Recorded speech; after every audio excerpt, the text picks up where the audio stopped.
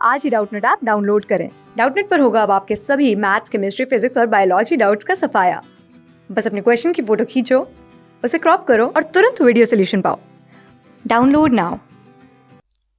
आकाशीय दूरदर्शी किसे कहते हैं? आकाशीय दूरदर्शी का रेखा चित्र बनाइए। अंतिम प्रतिबिंब स्पष्ट दृष्टि की न्यूनतम दूरी पर बने एवं आवर्धन क्षमता की गणना कीजिए। तो देखिए, इसमें 2-3 प्रश्न पूछा गया हमको एक साथ। ठीक है, तो आकाशीय दूरदर्शी किसको बोलते हैं? देखिए, दूरदर्शी का मतलब क्या होता है? दूर की चीजों को देखने के लिए उपयोग करना, है ना। दूरदर्शी मतलब दूर की चीजों को देखने के लिए जो यंत्र होते हैं उसको दूरदर्शी बोलेंगे। और आकाशीय जब बोल रहा है, आकाशीय बोल रहा है मतलब क्या है? आकाशीय पिंडों को देखने के लिए। ठीक है, आकाशीय पिंडों को देखने के लिए या अवलोकन करने के लिए प्रयुक्त यंत्र। ठीक है, इसी को हम लोग क्या बोलेंगे? आकाशीय दूरदर्शी। ठीक है, जो आकाशीय पिंड, जैसे आकाशीय पिंड क्या है? चंद्रमा है, ठीक है, हमारे जो ग्रह हैं, बहुत दूर दूर स्थित जो तारे, ग्रह, नक्षत्र, ये सभी जो आकाशीय पिंड होते हैं, तो इनको देखने के लिए जो यंत्र उपयोग किया जाता है उसी को बोलते हैं आकाशीय दूरदर्शी। तो ये पहले प्रश्न का उत्तर हो गया। अब देखिए, आकाशीय दूरदर्शी का हमको रेखा चित्र बनाना है। कंडीशन यहाँ दिया हुआ है कि जो अंतिम प्रतिबिंब है ना, स्पष्ट दृष्टि की न्यूनतम दूरी पर बने।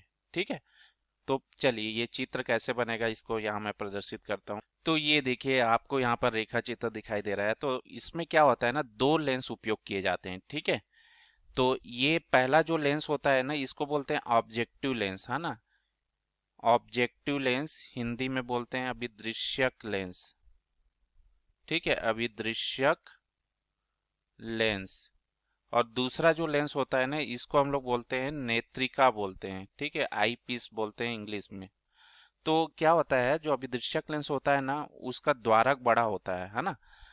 इसलिए बड़ा रखते हैं क्योंकि जो पिंड होते हैं वो बहुत दूर स्थित होते हैं, तो उनका प्रकाश जो है, अधिक से अधिक प्रकाश जो है इसमें प्रवेश करे, इसलिए इसको बड़ा रखा जाता है इसका द्वारक। जबकि नेत्रिका जो होता है छोटा होता है। ठीक है, तो इसको हमको देखने के लिए यूज करते हैं। यहाँ से हम लोग देखते हैं, यहाँ पर हमारा जो आंख रहेगा उसकी सहायता से यहाँ देखेंगे हम लोग प्रतिबिंब को यहीं से। ठीक है, तो एक जो आप देखे होंगे कभी दूरबीन जो रहता है ना, उसके अंदर ने ये दो लेंस रहता है एक पाइप के अंदर। ठीक है, तो देखिए इसका रेखा चित्र कैसे बनेगा। जैसे प्रकाश, अब मान लो यहाँ पर कोई हमारा आकाशीय पिंड से प्रकाश आ रहा है।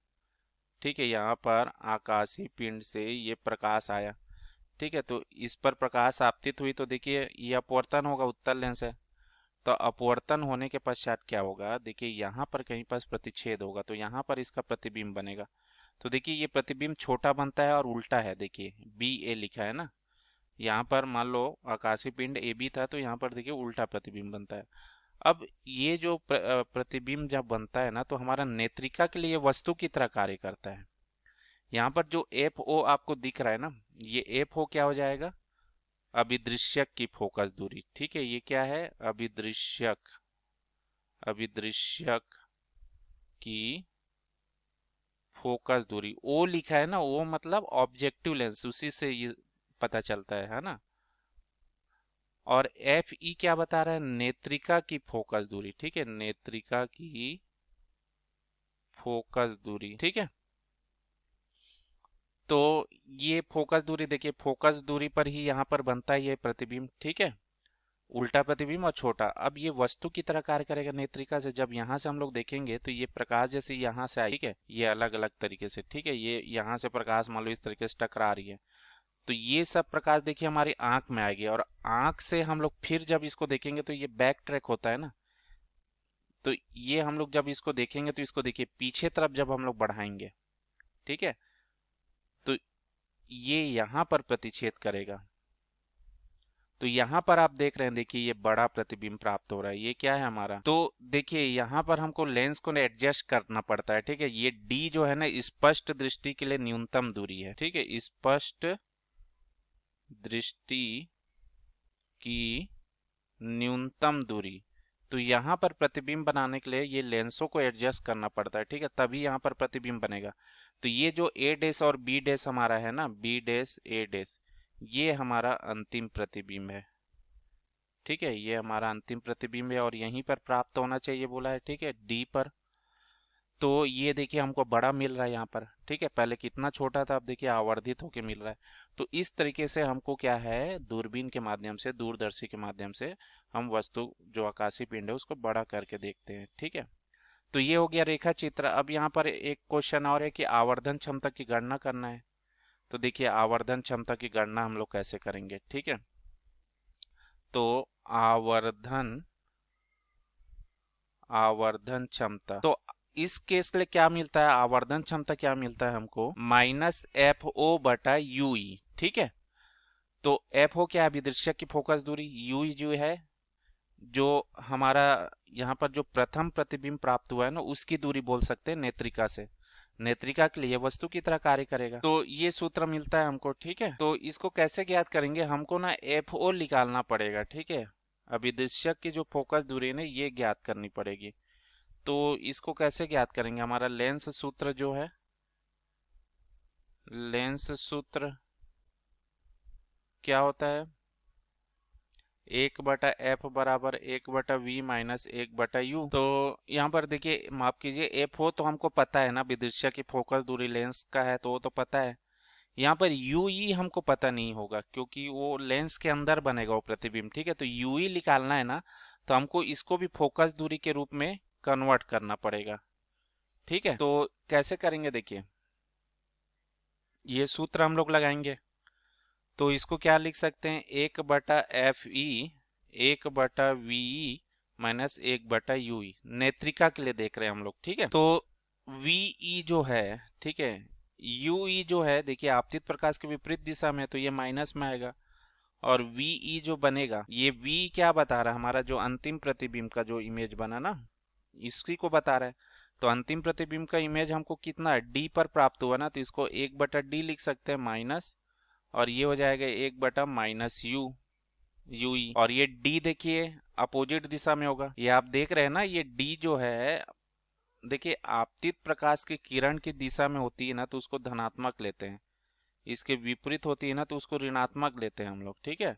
तो ये जो विपरीत मिलेगी ना, D जो हम लोग दूरी नापेंगे, नेत्रिका से नाप रहे हैं, इस दिशा में नाप रहे हैं, और हमारा जो UE भी है इसी तरफ है ना, तो इसलिए ये दोनों ऋणात्मक में आएगा, ठीक है।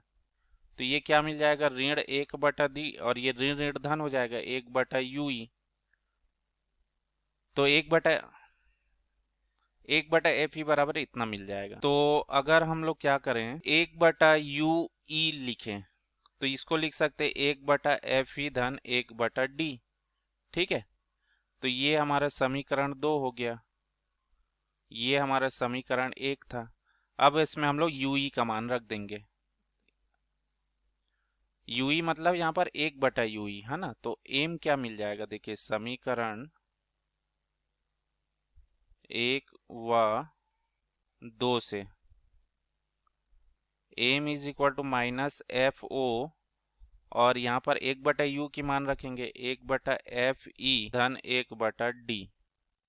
अब देखिए FE अगर आप कॉमन निकालोगे तो -FOU और FE, तो यहाँ 1 बच जाएगा, ठीक है।